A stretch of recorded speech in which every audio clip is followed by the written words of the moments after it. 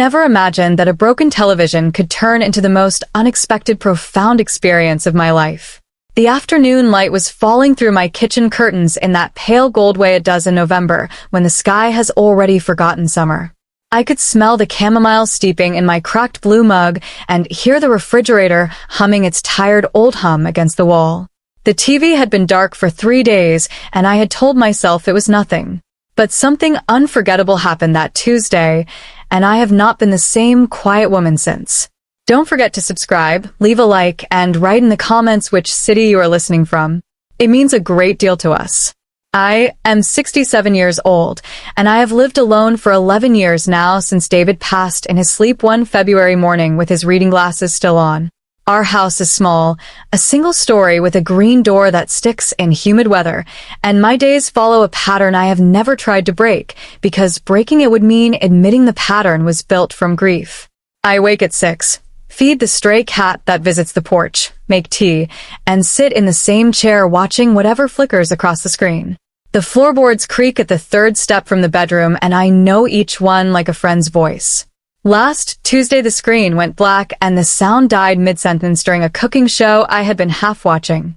I sat there with my tea cooling and realized I had no idea who to call because David had always handled everything mechanical and I had let that muscle wither. I found a number on a yellow sticker near the breaker box, a local handyman service, and I dialed with a hand that surprised me by trembling. He arrived at 2:30 on a Wednesday, and the rain had just started to soften into mist.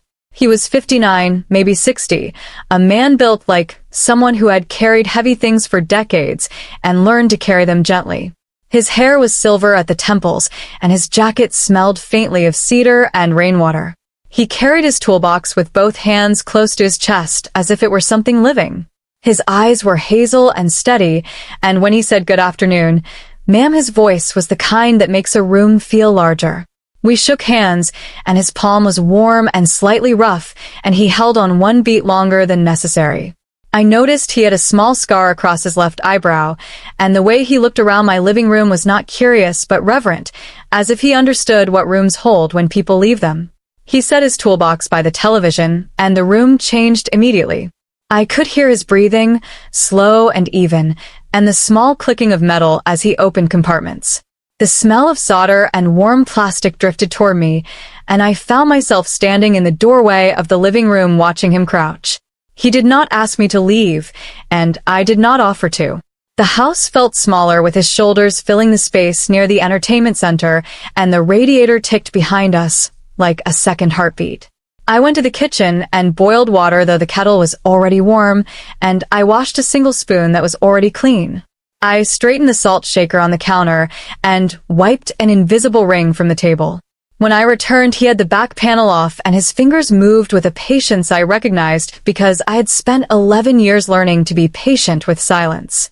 He worked for 40 minutes, and we did not speak until the rain thickened against the windows, and he sat back on his heels with a soft sigh.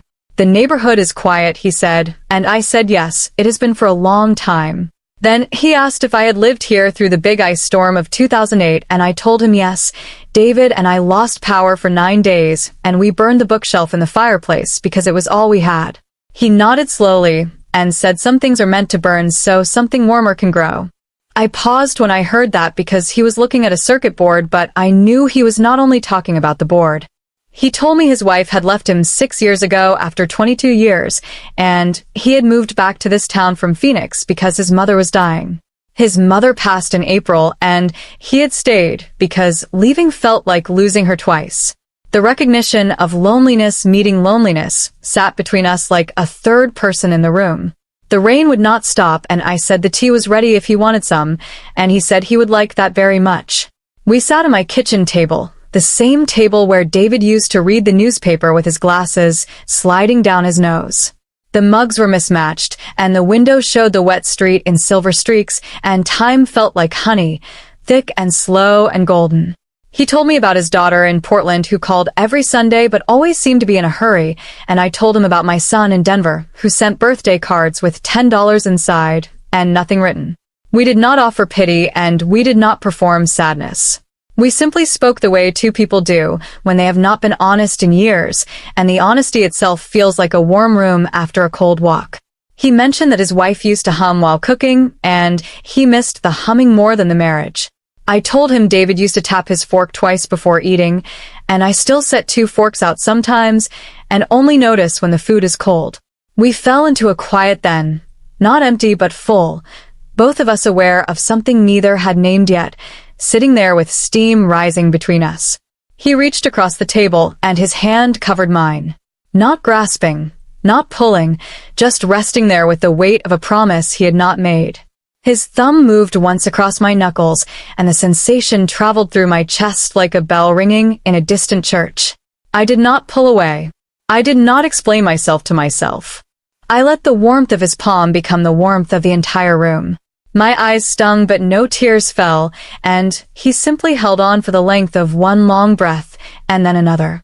When he let go, he looked at me with a tenderness that was not romantic, but something older.